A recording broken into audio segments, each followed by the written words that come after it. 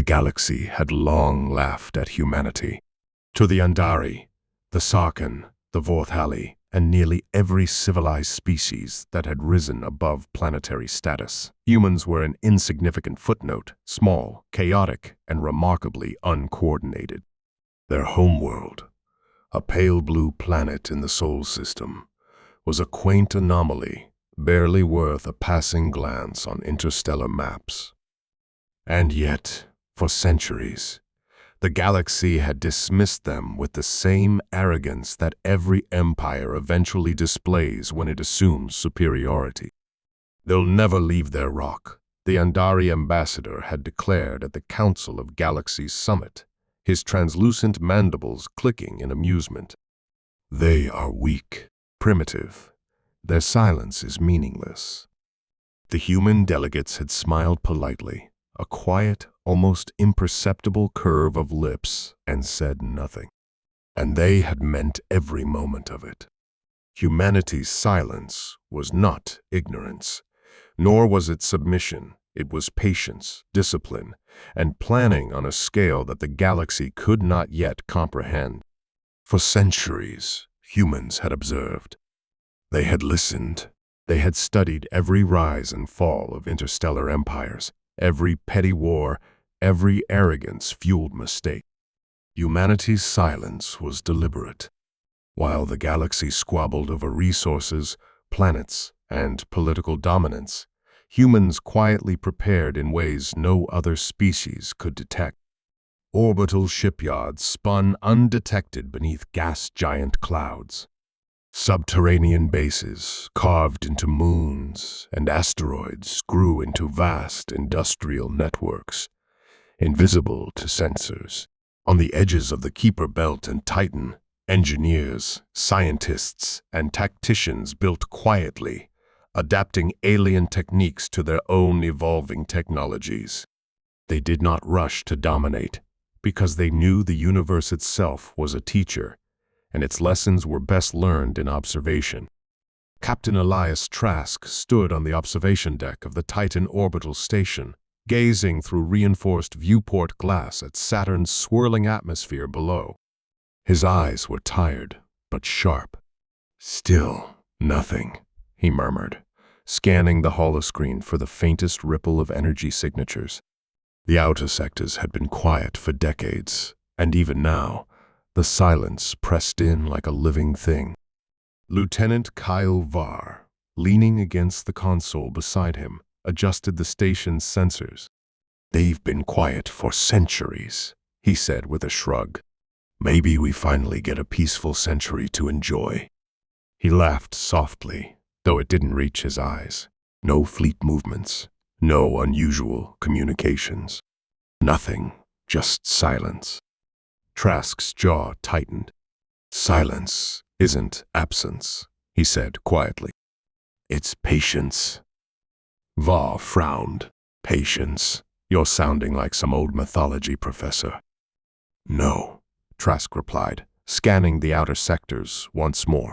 "I mean what I say. Look at the patterns, centuries of minimal activity, isolated expansions, slow technological growth. They've been building, observing, learning, not to announce themselves, not to fight, but to wait." Across the galaxy, the same quiet waited. Humans had long ago realized that the universe thrived on arrogance. Every empire believed itself the inevitable ruler. Every species assumed it could outthink the others. And in that assumption, they revealed their weaknesses. Humans cataloged them all. The Sarkhan Armada had once laughed when reports of new human outposts on distant moons arrived. "Their ships are laughable," a fleet commander had said, voice dripping with derision. "Their weapons primitive. They cannot project power beyond their system. Let them build. We will laugh at their feeble ambitions." They did not know that humans had been learning from centuries of defeat and dismissal. Humans had watched the failed attempts of other species to expand, conquer, or dominate. They had studied strategy, war, and adaptation in ways that surpassed even the most advanced interstellar tactics. They had watched alien arrogance, noted the mistakes of tyrants, and prepared contingencies that no one could anticipate. In the shadow of this mockery, humans perfected engines that could bend space-time, developing jump drives capable of instantaneous repositioning across hundreds of light years. Weapons were no longer simple destructive tools. They manipulated gravity, fractured molecular bonds, and could redirect energy with pinpoint accuracy. Fleets were designed not only to fight, but to learn, adapting in real time to every enemy maneuver. Algorithms alone could not predict them. They moved with a fluid intelligence that was both strategic and instinctive, combining human intuition with advanced computation. And so, while the galaxy scoffed at Earth's silence, humans built a hidden empire of preparation. They constructed shipyards on uninhabited moons, factories deep beneath the crusts of asteroids, and laboratories hidden in the orbital shadows of gas giants. Every new discovery, every technological leap was catalogued, tested, and refined in secret. Captain Trask watched as the Titan station's sensors revealed faint energy patterns far beyond the usual traffic. He leaned closer, frowning. "The quiet is not inactivity," he murmured. "It's anticipation. Every small signal, every minor construction, they've been readying themselves for something the galaxy cannot yet imagine." Var's expression shifted from skepticism to unease. "For centuries, the galaxy has mocked them. You're saying they've been preparing for this?" Trask's eyes narrowed. "For the moment, the galaxy forgets to watch. For the moment, the universe underestimates them. For the moment when silence becomes the loudest weapon." And that moment was coming. Across the cosmos, alien civilizations continued to squabble, their fleets and armies arrogantly prepared to assert dominance. They did not see the humans quietly perfecting their skills, refining their ships and synchronizing their fleets with a precision born of centuries of patient observation. Humans did not intervene, did not retaliate, and did not boast. They waited, knowing that their silence, mocked as weakness, was their greatest advantage. Every alien species that dismissed humanity had fallen into the same trap. They assumed strength could only be measured by volume, by aggression, by visibility. They could not imagine patience, ingenuity, and adaptation wielded as a weapon. Trask stepped back from the viewport, the gravity of the situation settling on him like the rings of Saturn themselves. "They've been underestimated," he said softly, almost to himself. "For centuries. And when the galaxy realizes its mistake, it will tremble." Var's jaw tightened. "You really think the silence will end in fire?" Trask's lips curved into the first small, grim smile in hours. "Not fire. Revelation. Humanity doesn't yell. They don't boast. They strike. And when they do, the galaxy will learn that quiet isn't weakness. It's strategy. And patience is power." Below the station, Saturn's swirling storms reflected the distant stars, calm and indifferent. The humans had waited long enough. Centuries of mockery, scorn, and disbelief had passed. The universe thought them weak.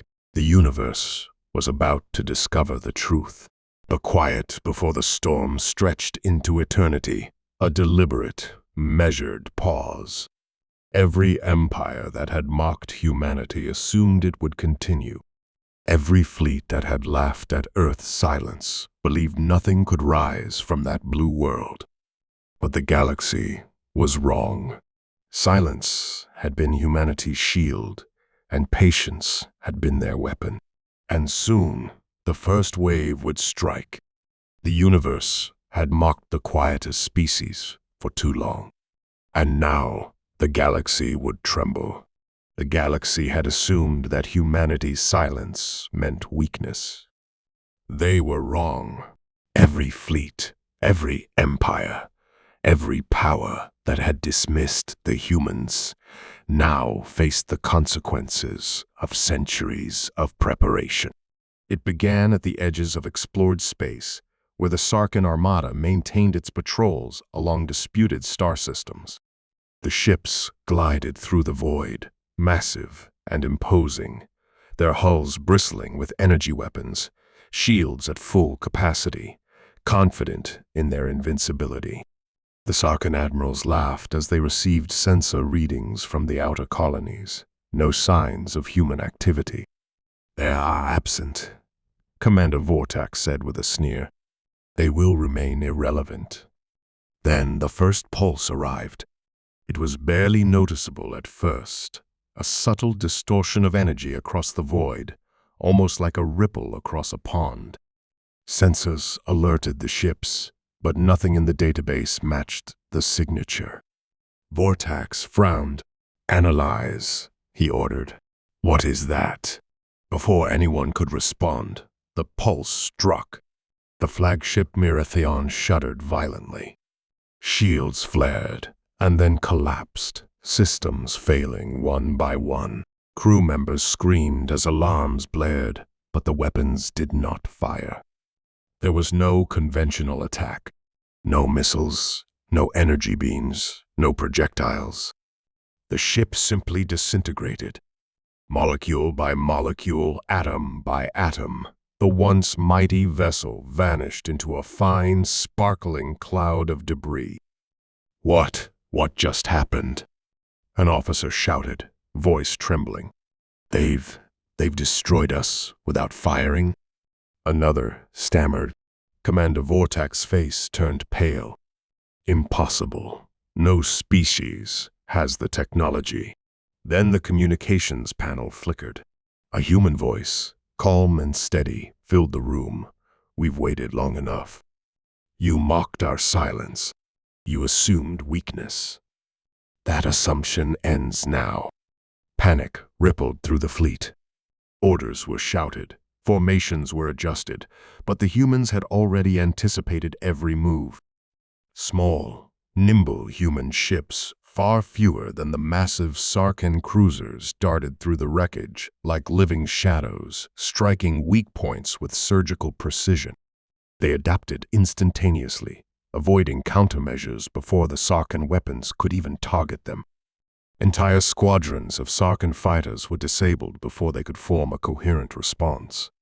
Energy grids overloaded as human technology manipulated space itself, bending gravitational forces to immobilize ships mid-flight. The Sarkin had never faced a force that could anticipate their maneuvers so perfectly, a force that could strike with overwhelming precision while remaining almost invisible. Across the galaxy, similar reports began to arrive. The Andari fleets, positioned near the outer rim of the Proxima sectors, had their patrols obliterated in exactly the same manner. Massive carriers, thought invincible due to their advanced shields, vanished without warning, leaving no trace beyond scattered debris. The Vortali, arrogant in their assumption that humans were irrelevant, watched in horror as small, seemingly fragile human ships dismantled their fleets piece by piece. Admiral Vorash, commanding the Sarkin main armada, stared at the holoscreen depicting the chaos. His voice shook as he addressed his officers. How can they know? How can they predict every move before we even make it?"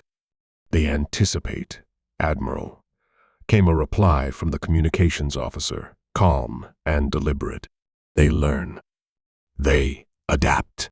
Every action you take is already accounted for, every flaw exploited." Vorash felt an icy dread settle over him. Humanity had not merely built weapons, they had built a system that could think faster, adapt faster, and calculate outcomes in ways no Sarkin or Andari commander could comprehend. They had observed, learned, and waited for this moment for centuries. The human ships moved as if guided by a single mind, their coordination flawless, their attacks surgical.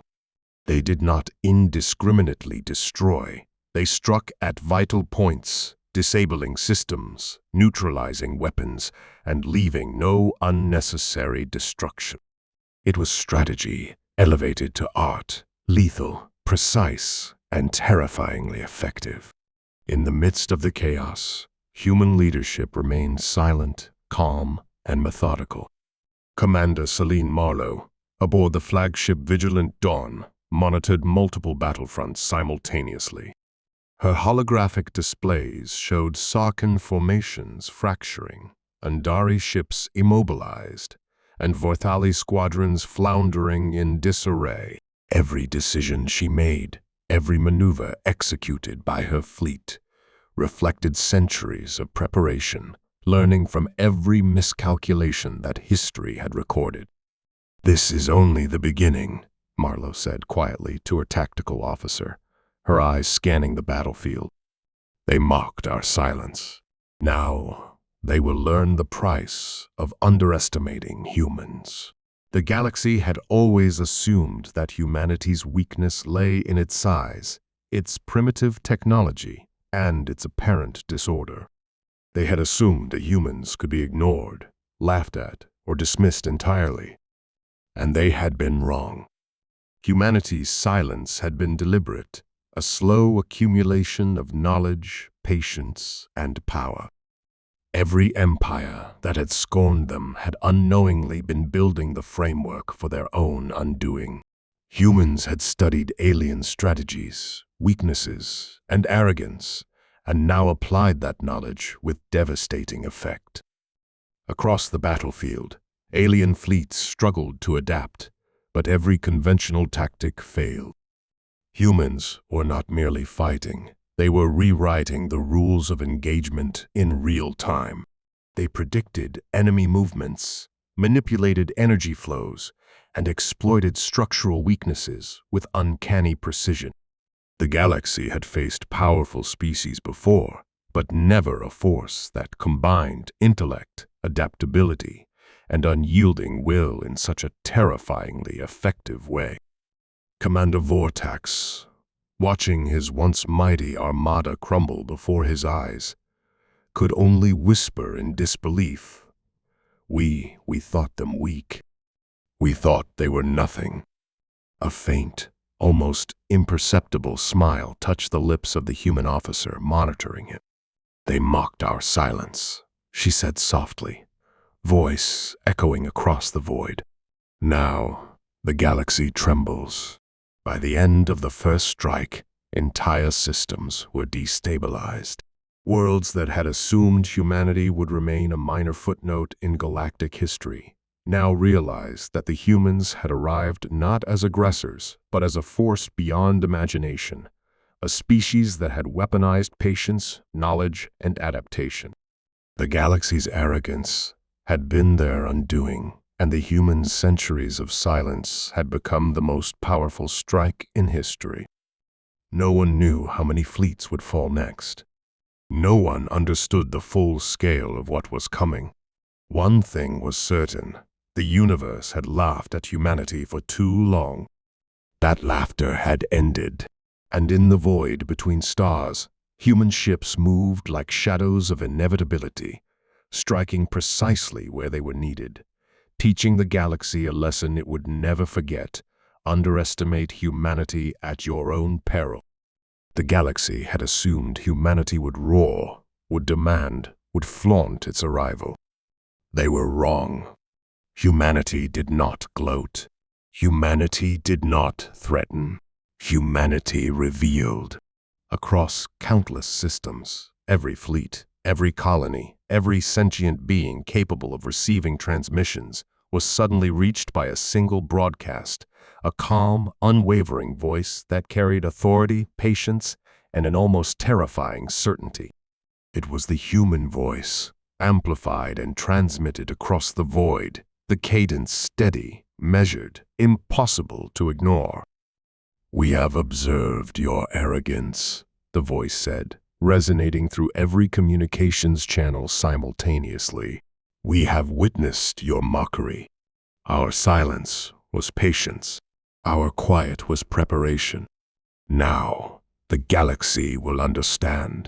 No holographic projections accompanied it. No weaponized display. Just words simple, precise, and yet heavier than any cannonade. The galaxy fell silent. Fleets froze. Generals paused in disbelief.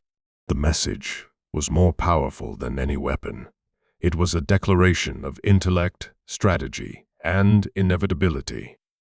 Admiral Vorash of the Sarkin Armada stared at the transmission with wide, disbelieving eyes. His flagship trembled from residual energy pulses from the first human strike. This is not a threat," he whispered. "This is strategy. This is intelligence beyond comprehension." On distant bridges, the same sentiment spread. The Andari, the Vorthali, even the mercantile conglomerates who had long profited from galactic warfare, understood the same terrifying fact. Humanity had not only survived their mockery, they had learned from it, and now they were executing that knowledge with flawless precision. Commander Celine Marlowe, aboard the human flagship Vigilant Dawn, monitored the entire theater of operations from her command seat. Multiple screens displayed hundreds of simultaneous engagements. Small human squadrons weaved through massive alien formations, striking weak points, exploiting vulnerabilities, and retreating before the enemy could react. Her tactical officer leaned closer, voice hesitant. "Commander, they're still sending fleets against us. How can we keep up with them?" Marlowe's eyes remained on the displays, calm and focused. "We don't just keep up. We anticipate. Every maneuver they make is already calculated in our algorithms. Every weakness we observed for centuries is being exploited now. That is why silence was necessary, so we could learn, so we could understand, so we could act." The humans did not overwhelm with numbers. They were fewer, smaller, and scarred from centuries of covert expansion, but their coordination was unprecedented. Each vessel moved as if guided by a single mind, yet maintained autonomy in responding to local threats. It was both elegant and terrifying. Across the galaxy, commanders realized the same immutable truth. Humanity's strength lay not in their weapons, not in their numbers, not in their technology, but in their adaptability, ingenuity, and resilience. Every failed maneuver, every miscalculation of other species over centuries had been studied and incorporated into human tactics. They had turned every scornful remark, every laugh at their supposed weakness, into data, into strategy. The Vorthali, confident in their dominance, now found entire fleets immobilized, systems disabled, and forces annihilated without a single traditional strike. It was impossible, unfathomable, and horrifying in its precision. Humans had learned to weaponize observation, turning their patience into a battlefield advantage. Admiral Vorash's voice was hoarse. They've turned centuries of scorn into power. They've weaponized patience. Every move we make is anticipated. Every weakness exploited. Every advantage we thought we had gone." Marlowe leaned forward, tapping the console. "Patience is power. Observation is strategy. Adaptation is unstoppable." Her voice carried calm certainty, the kind that comes only from having waited centuries and finally arrived at the moment of reckoning. Across the battlefield, the humans continued their methodical, surgical campaign. They disabled alien engines by bending gravitational fields, neutralized weapon grids with energy pulses that left no structural damage, and outmaneuvered fleets 10 times their size. Their attacks were precise, adaptable, and relentless, not born from aggression, but from preparation, patience, and intelligence. Entire alien civilizations paused to absorb the scope of humanity's revelation. No other species had ever demonstrated such mastery of observation, strategy, and precision simultaneously. For millennia, they had dismissed humans as chaotic, primitive, and insignificant. For millennia, they had assumed silence was weakness. Now, the galaxy understood. The Andari High Command convened an emergency council. "We underestimated them," their lead officer admitted, trembling. "We mocked their quiet, their patience, their ability to learn. And now we face the consequences." The message was clear. Humanity had evolved beyond the expectations of the galaxy. They had endured scorn, survived mockery, and emerged with a power far beyond what any empire had anticipated. They were small, yes, but clever. Fragile, yes, but resilient. Humanity had mastered the art of adaptation in a universe that valued force over foresight. On distant observation stations, humans monitored the chaos they had set in motion. They did not celebrate unnecessarily. They did not gloat. Their mission was not conquest, it was revelation. They were demonstrating, for the first time, that a species long considered weak could, through patience, intelligence, and resilience, become a force the galaxy had never imagined. Marlowe's gaze shifted to the viewport, where alien fleets floundered under attacks they could not comprehend. "They mocked our silence," she said softly, almost to herself. "And now they see what happens when patience becomes power." Across the stars, alien civilizations trembled.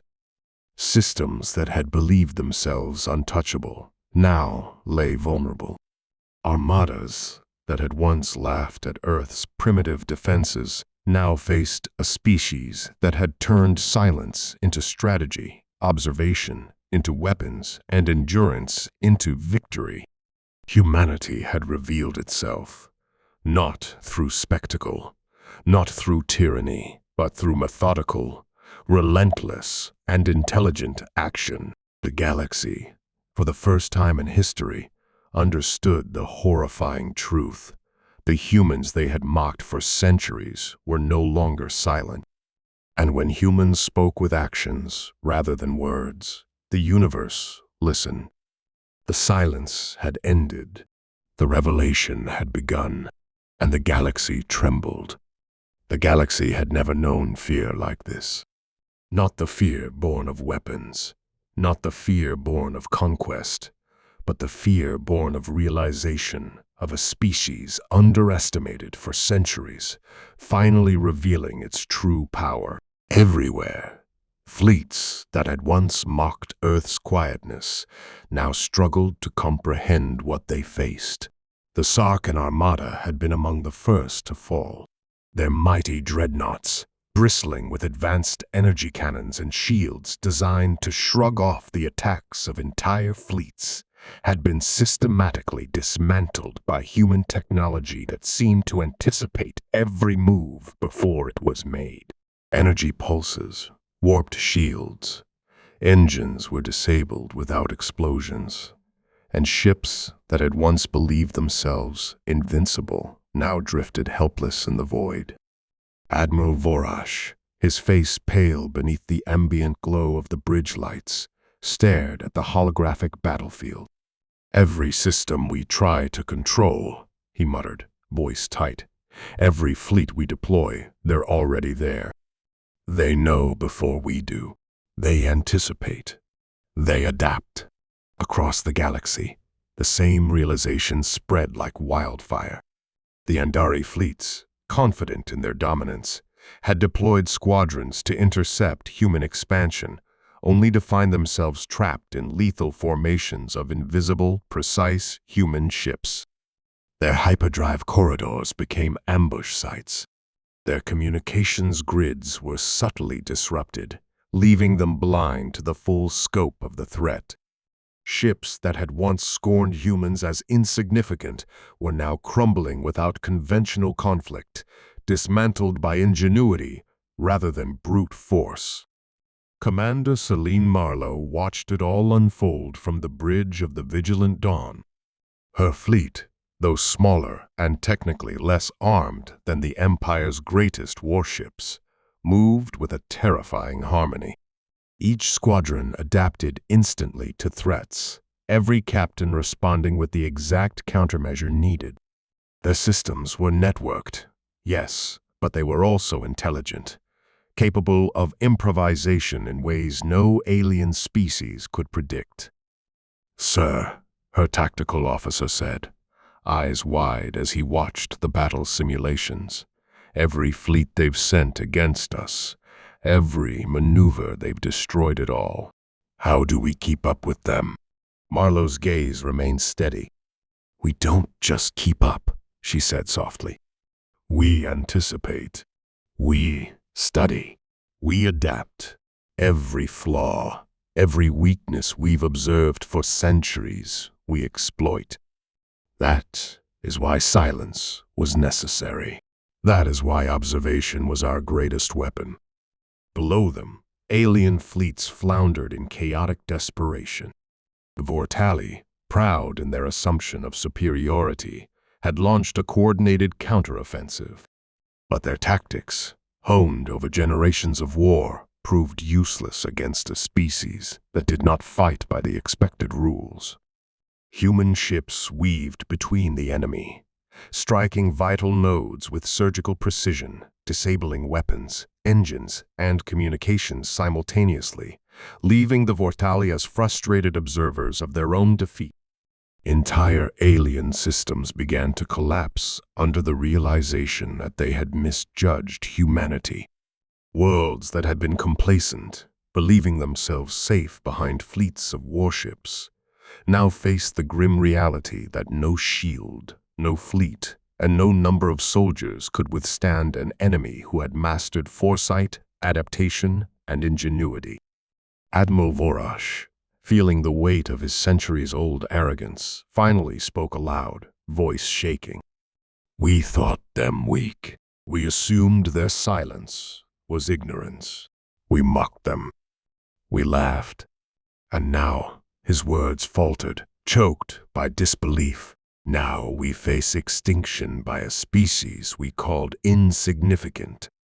Humanity's advance was relentless, but not indiscriminate. They disabled systems when necessary, preserved life when possible, and dismantled only what posed a threat. Their attacks were precise, efficient, and terrifying in their effectiveness.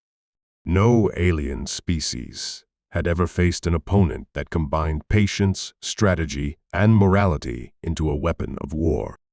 The galaxy trembled, not because humans sought to dominate, but because they demonstrated a power that no empire had anticipated. Their strength was not in overwhelming force or blinding aggression. It was in intelligence, creativity, and the ability to turn patience into dominance.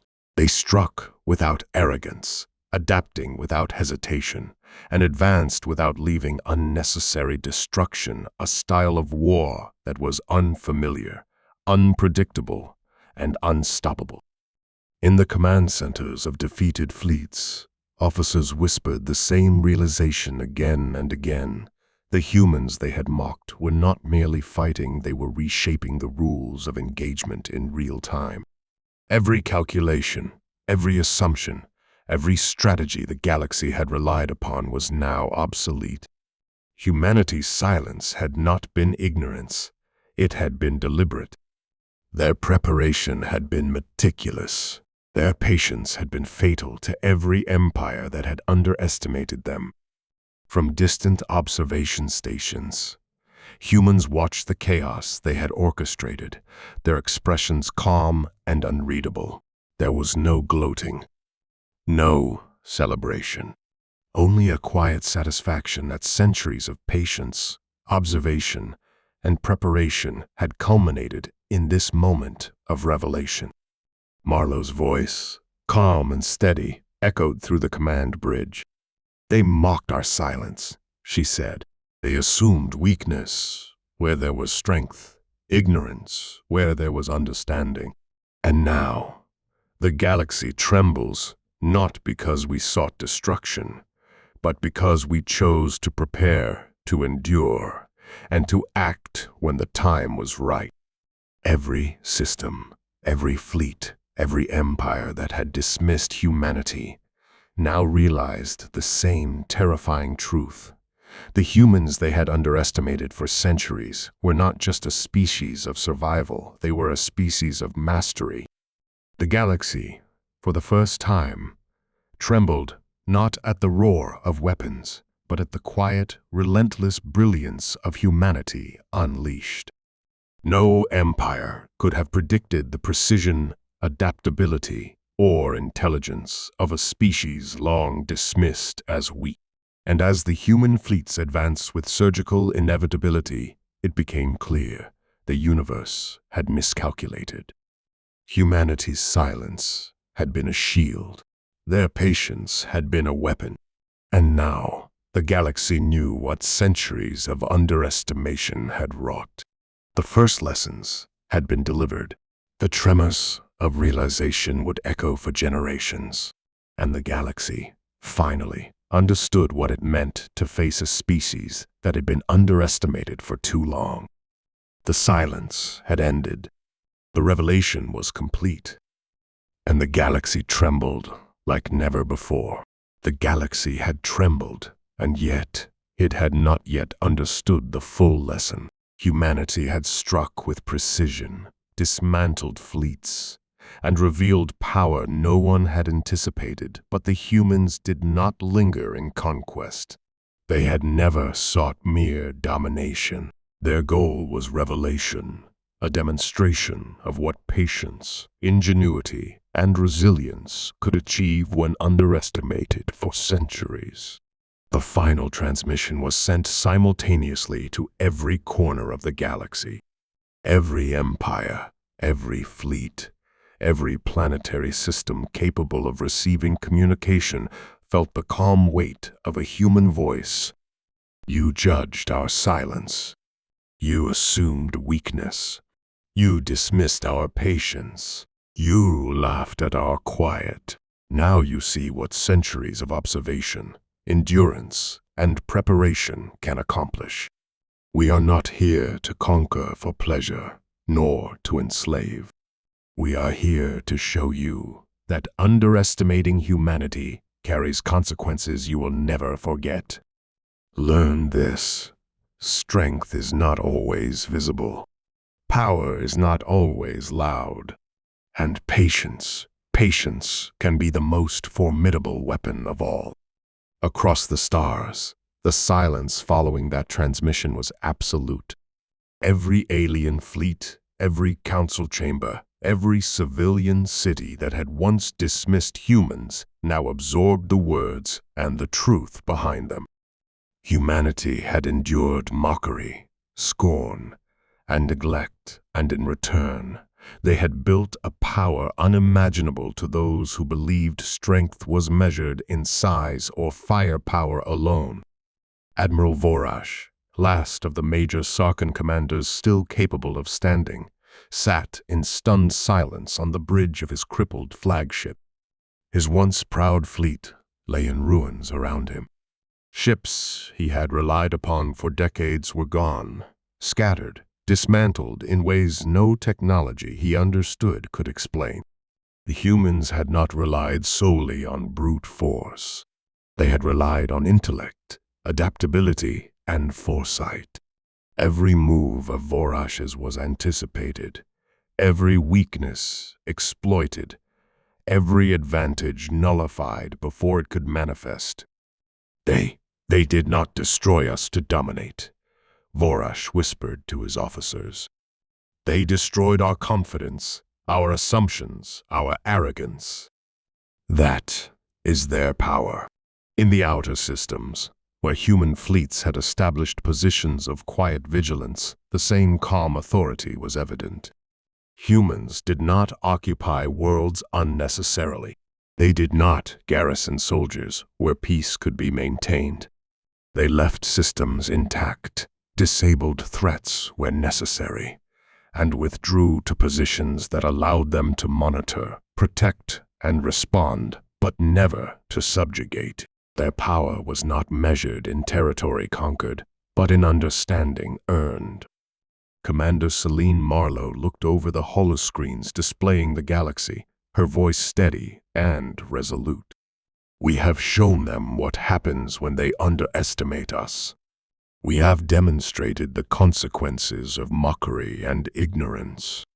The galaxy now knows the truth. Humanity is not weak. Humanity is not primitive. Humanity is relentless, patient, and capable of greatness no one foresaw. Her tactical officer nodded, a rare sense of pride in his eyes. And yet, we did not destroy more than we needed. We gave them a chance to learn, to adapt, to understand. We did not act from anger, but from precision and purpose. That was the final lesson. Humanity had endured for centuries under the assumption of weakness. They had observed, studied, and prepared in silence. They had waited for the galaxy to reveal its hubris, for empires to expose the flaws inherent in arrogance and overconfidence. And when the moment came, humans had acted not with indiscriminate rage, but with controlled, calculated, and unavoidable force. Every species across the galaxy that had laughed at Earth now whispered the same truth, fear and awe intertwined in their voices. Humans were extraordinary. They were not merely survivors. They were masters of strategy, ingenuity, and patience.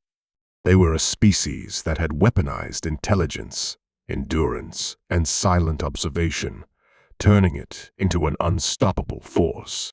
From the observation decks of human stations, Captain Elias Trask and Commander Marlowe watched as fleets began to retreat.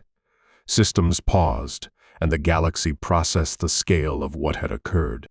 We didn't need to prove ourselves with destruction, Trask said quietly. We proved ourselves with inevitability. They understand that underestimating us carries consequences they cannot escape. Marlowe's gaze remained steady on the stars, and the lesson will echo for generations. Not because we wanted them to fear us, but because they needed to respect the quiet strength that patience, preparation, and intelligence create. Across the universe, the whispers grew louder. Humans are not weak. Humans are unstoppable. Humans, we underestimated them for too long. The galaxy would rebuild. Empires would recover. Fleets would be reformed. But the memory of humanity's patient, precise, and overwhelming reveal would remain. They would remember the quiet before the storm, the first strike, and the calm declaration that accompanied it. They would remember that silence is not absence, that observation is not inaction, and that patience can be more lethal than any weapon ever forged. And humanity, having demonstrated the unimaginable power of being underestimated, withdrew to vigilance, watching, learning, and ready to act again if needed, but never again would the galaxy assume they were weak. The lesson of silence had been delivered. The galaxy trembled, not in panic, but in recognition.